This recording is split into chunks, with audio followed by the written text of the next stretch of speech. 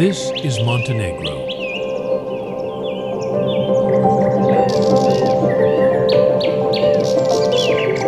A country so small it barely matches the size of Connecticut, where mountains swallow almost the entire landscape, and arable land is nearly non-existent.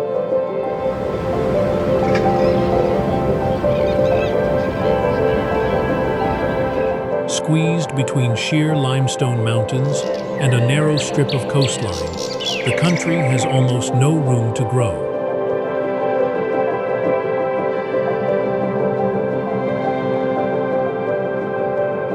Yet, within just a couple of hours' drive, Montenegro packs in a bay likened to a European fjord, the deepest canyon on the continent, and the largest lake in the Balkans.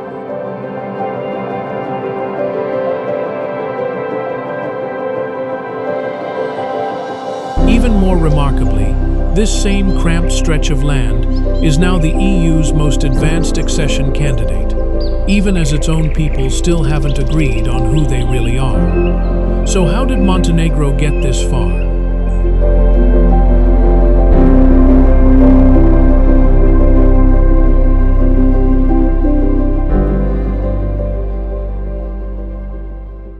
Here's the truth. The Bay of Kotor isn't a fjord. Fjords are carved by glaciers. This bay is simply an ancient river valley, flooded by the rising Adriatic after the last ice age. Geologists call it a ria.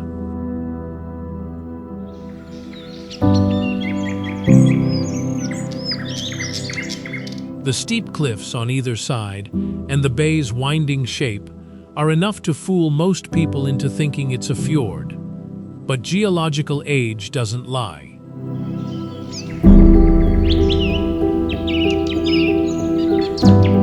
At the bay's midpoint sits an extreme choke point, the Varej Strait, barely 300 meters wide.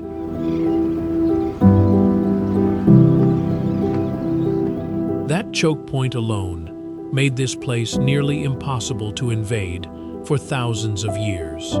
Legend holds that the Illyrian queen Teuta once stretched iron chains across the strait to block enemy ships. Centuries later, both the Venetian Republic and the Ottoman Empire kept fortifying the banks on either side.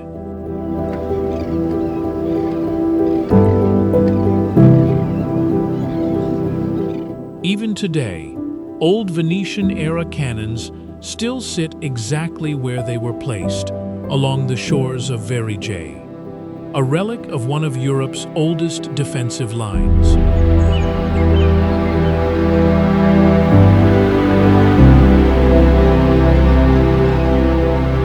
At the far end of the bay lies the old town of Kotor, home to fewer than 23,000 people, yet once a filming location for the James Bond movie Casino Royale.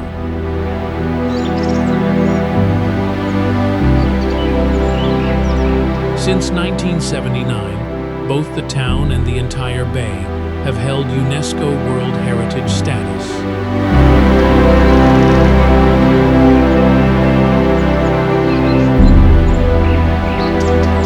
But maybe the most beautiful story in this whole bay isn't on land at all.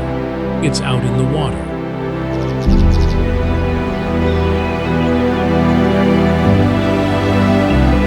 Off the coast of the small town of Perast sits an island that people built with their own hands, Our Lady of the Rocks.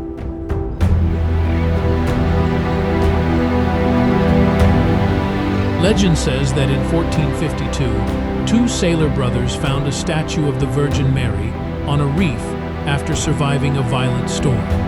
In gratitude, they began dropping stones at that exact spot, and over time, an entire island rose out of the sea.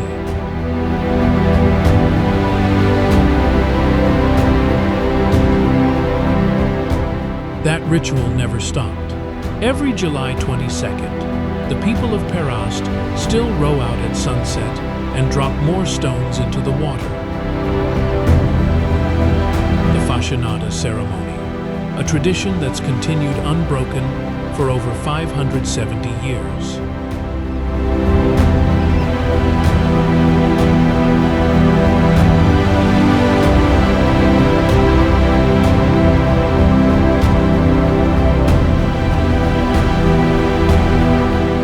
An island built not by machines or engineers, but stone by stone, across hundreds of generations.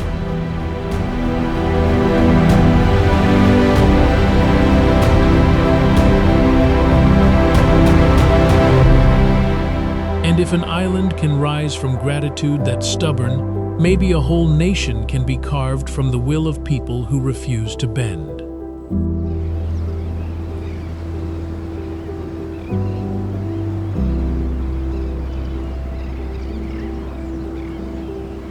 From the bay, our journey now climbs toward the mountains. The road up Mount Lovćen winds through more than 25 consecutive hairpin turns, one of the most dramatic drives in the Balkans.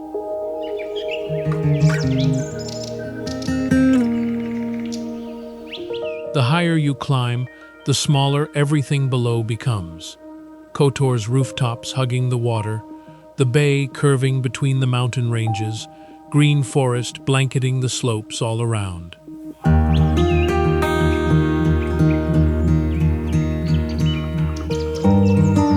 And it's from mountains like these that the name Montenegro, Black Mountain, is believed to have come.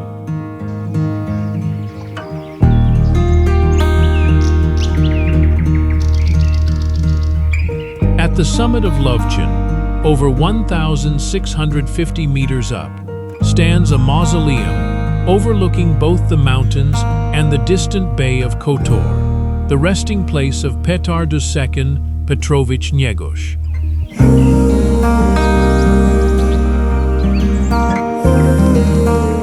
He was both a prince and an Orthodox bishop, holding state and religious authority for nearly 3 centuries of his family's rule. But what he's remembered for most is a work of literature, The Mountain Wreath, an epic poem that helped shape Montenegrin cultural identity itself.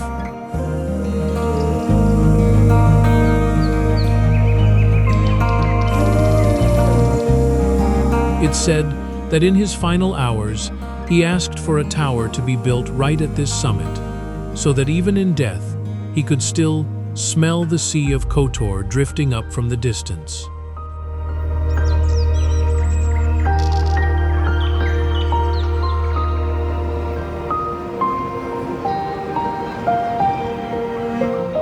Not far from Lovćen is Cetinje, the former royal capital, where our second story begins, King Nikola I Petrovich Njegoš.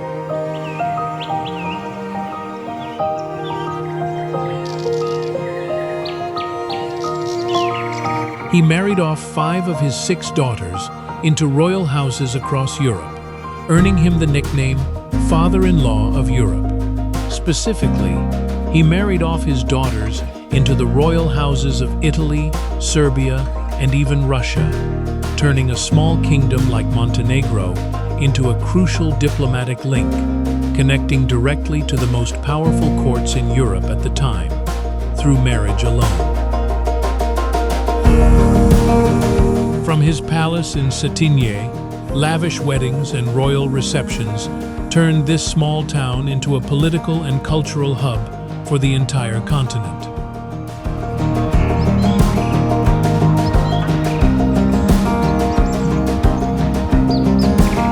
One family, holding both the crown and the cross, carved out an entire nation, not just on the political map, but in literature and in royal bloodlines stretched across Europe.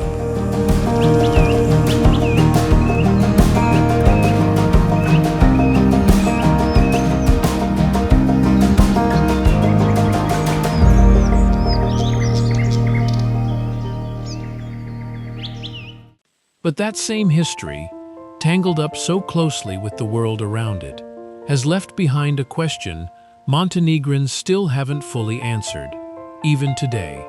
Who are they, exactly?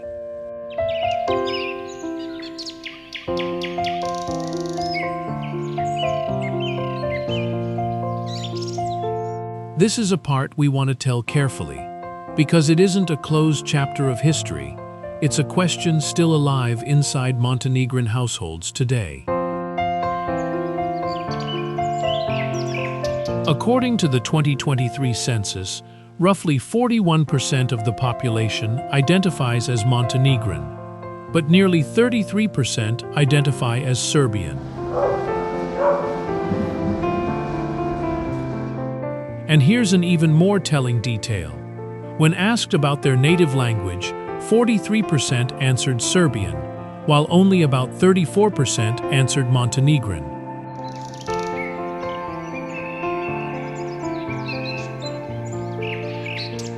In other words, plenty of people who identify as Montenegrin still grew up speaking Serbian, and plenty who identify as Serbian have spent their entire lives right here in Montenegro.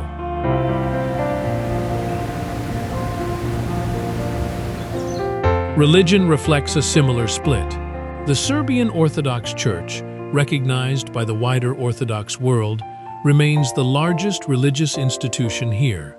But since 2001, a separate Montenegrin Orthodox Church has also existed, though it isn't recognized by other Orthodox churches.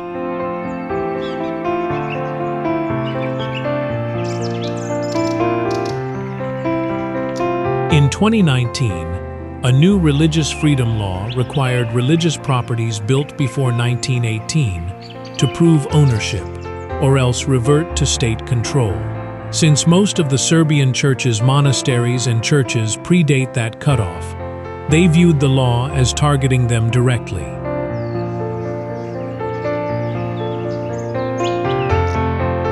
Thousands of worshippers took to the streets throughout 2019 and 2020. That wave of protest ultimately helped push a party that had held power for nearly 3 decades out of leadership.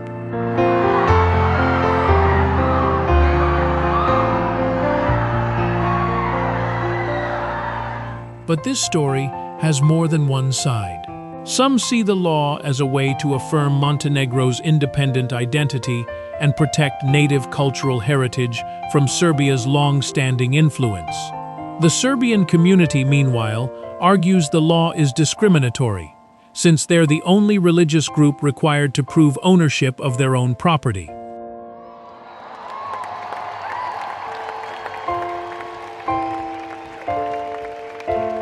We're not taking a side in this story, because maybe the real answer isn't about who's right and who's wrong. It's about how a country this small is still learning to live alongside its own unresolved questions.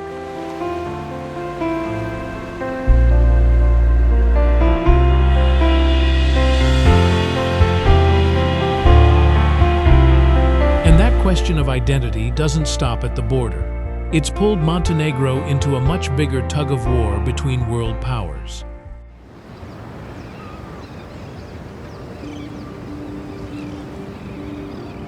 In 2006, Montenegro held a referendum to decide whether to break away from its union with Serbia.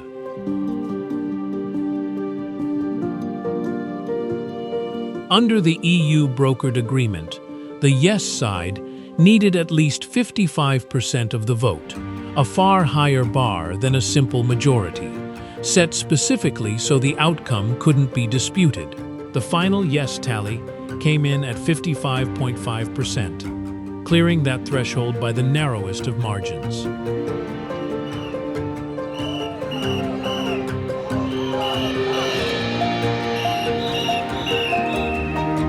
On June 3, 2006, Montenegro formally declared independence.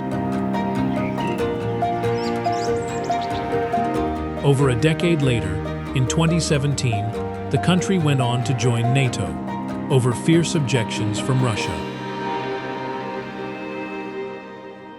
That moment unfolded in the shadow of an explosive allegation. On the very day of the 2016 election, prosecutors claimed there had been a coup plot directed from abroad, one that named Russian and Serbian nationals, aimed at blocking Montenegro's NATO membership.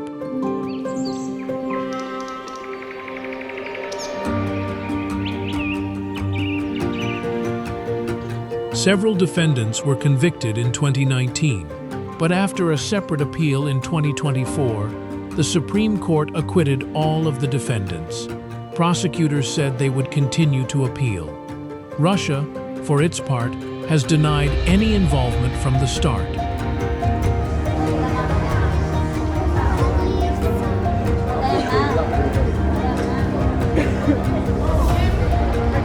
A small country of under 1 million people suddenly found itself at the center of a geopolitical tug-of-war many times its size.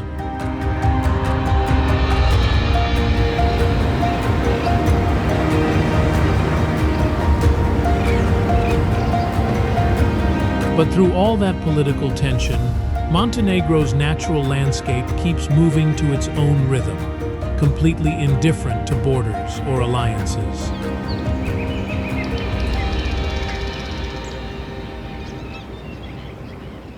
In the country's north, Durmitor National Park holds more than 50 peaks over 2,000 meters. The highest, Bobotov Kuk, rises to 2,525 meters and is frequently wrapped in cloud and snow.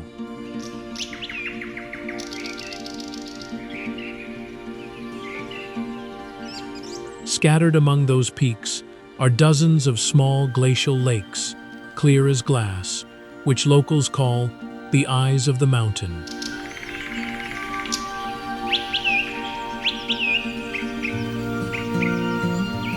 But the region's most unforgettable wonder is Terra Canyon, roughly 82 kilometers long, plunging over 1,300 meters deep in places, and considered the deepest canyon in Europe.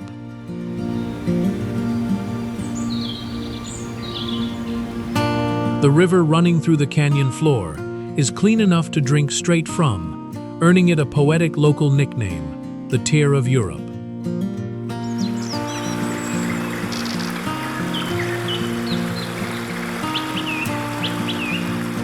Right nearby is Žabljac, a town sitting at roughly 1,456 meters, considered the highest town in the entire Balkans, cool in summer, but capable of dropping below 10 degrees Celsius in winter.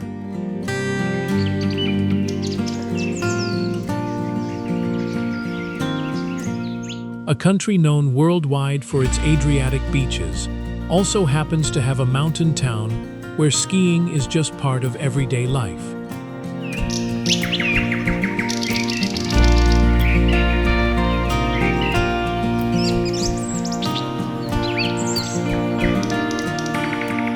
Heading south, we arrive at Lake Skadar, the largest freshwater lake in the Balkans, stretching all the way to the Albanian border.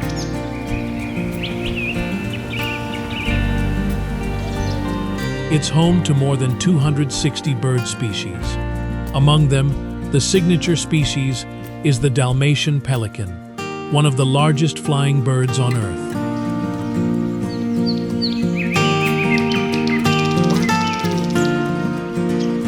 At the start of the millennium, the local population had dropped to just a few dozen breeding pairs. To protect them from nest flooding as water levels shifted, conservationists built artificial floating islands as shelter. Since then, the population has recovered to more than 300 individuals, a tenfold increase in just over a decade.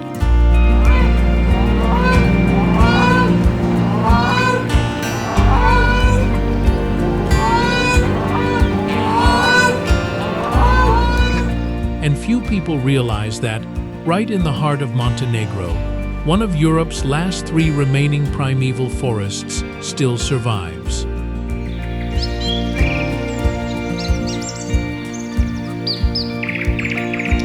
Biogradska Gora Forest, located within a small national park in the central part of the country, has never been touched by human hands since King Nikola I ordered it protected back in the late 19th century.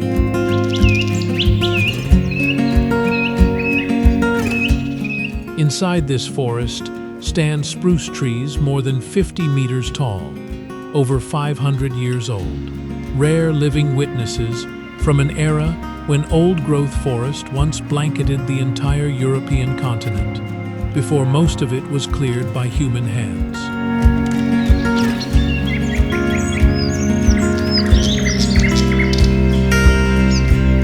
And that same meeting point between mountain and sea also shapes the distinct flavors on every Montenegrin table.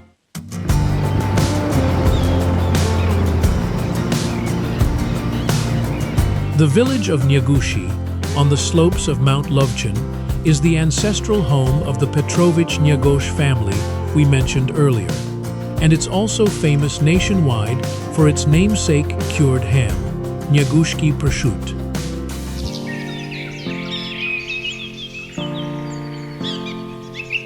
The meat is salted, smoked over beech wood, then air-dried in a very specific microclimate where cold mountain wind meets sea moisture. For Montenegrins, it's a point of pride for the entire traditional cuisine.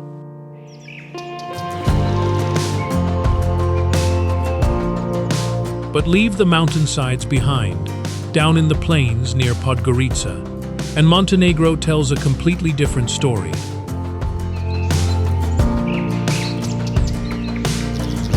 That's where Chemovsko Polje stretches out, one of the largest contiguous vineyards in Europe. Among those seemingly endless rows grows Vranak, the native grape behind a deep, almost black-red wine. The name Vranak itself means black stallion.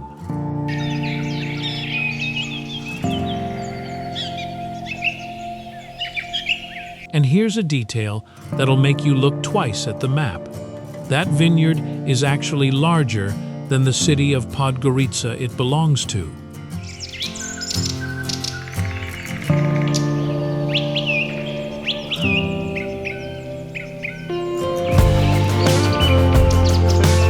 It seems even the landscape reflects the character of this whole country.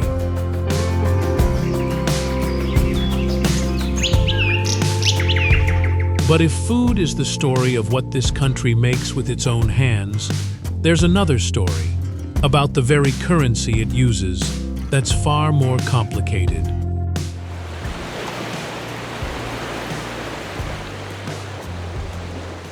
After the breakup of Yugoslavia, Montenegro unilaterally adopted the euro in 2002, despite never having been a member of the European Union. That means Montenegro has no seat at the European Central Bank, no voice whatsoever in setting interest rates or monetary policy, despite sharing a currency with 19 other Eurozone countries. A country spending a currency it has zero authority to control.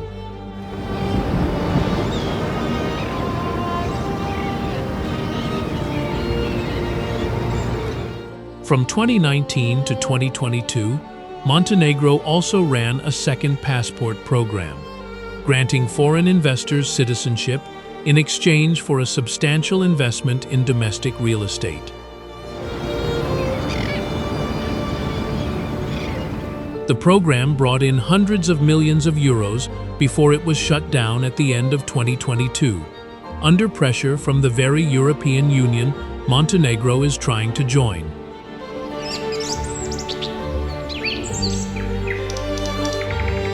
As for industry, the Podgorica aluminum plant was once the country's pride and its largest employer for more than half a century.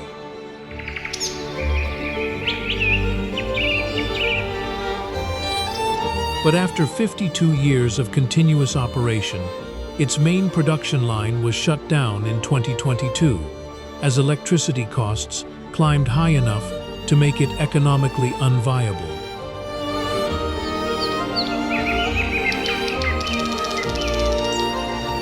Today, Montenegro's real economic backbone is tourism, accounting for roughly 30% of GDP, almost entirely concentrated along the Adriatic coast, from Budva and Bar to the famous resort island of Sveti Stefan.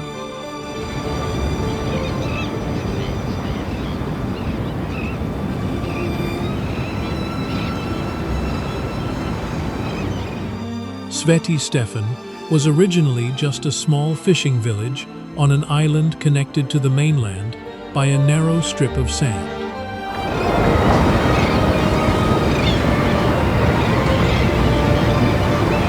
In the 1950s, the Yugoslav government at the time decided to relocate the entire population, transforming the whole village into a single, exclusive luxury resort, one that would go on to welcome numerous Hollywood film stars and heads of state over the decades that followed.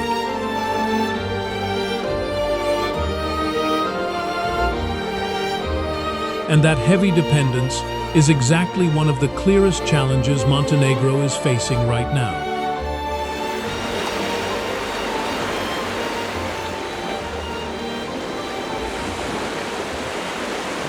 The old town of Kotor we visited at the start of this video has only about 23,000 residents. But on peak summer days, it can receive up to 10,000 cruise ship tourists in a single day.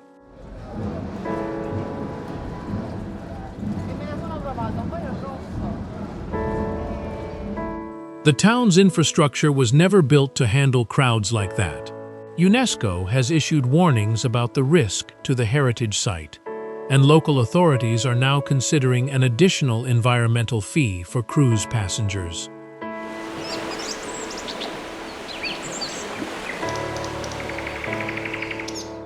Not far from Kotor, in the Bay of Tivat, there's another example of Montenegro's transformation.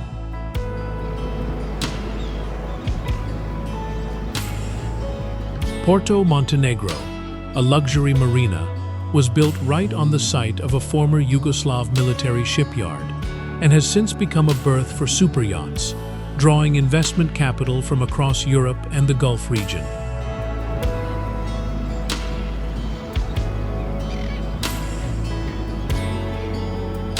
On the infrastructure front, the Bar-Podgorica Highway, built by Chinese contractors with roughly $1 billion in financing, is just as controversial.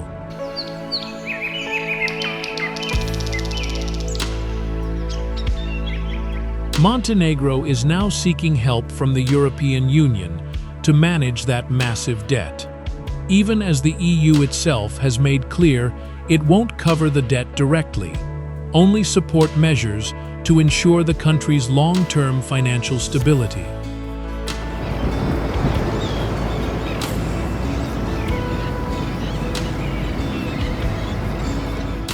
And that's exactly Montenegro's biggest goal right now: full European Union membership, with a target date expected around 2028.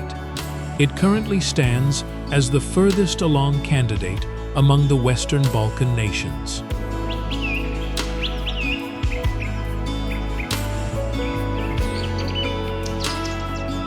And like any country, Montenegro still faces challenges of its own. In early 2025, the country lived through a tragedy. A mass shooting in the town of Cetinje left 12 people dead, pushing the government to fast-track stricter reforms on civilian gun control.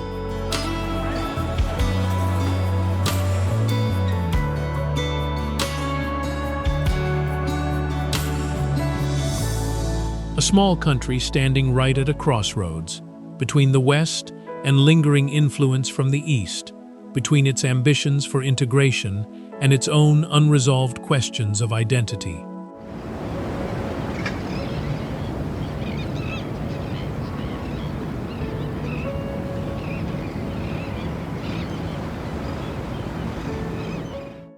Montenegro is small, but it holds contradictions this large, and maybe that's exactly the best way to understand this country.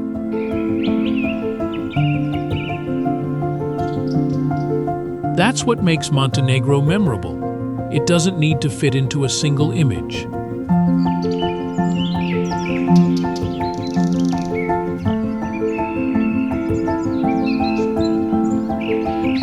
Because not every place needs a clear-cut answer to still deserve to be called home.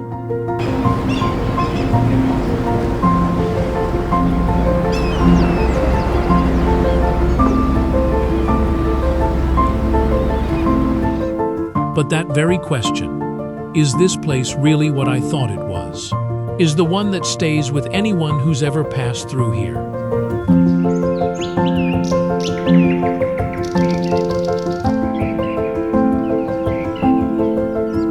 Thanks for joining Extreme X Travel on today's journey to Montenegro. Drop your thoughts in the comments below, and don't forget to subscribe to keep exploring the world with us.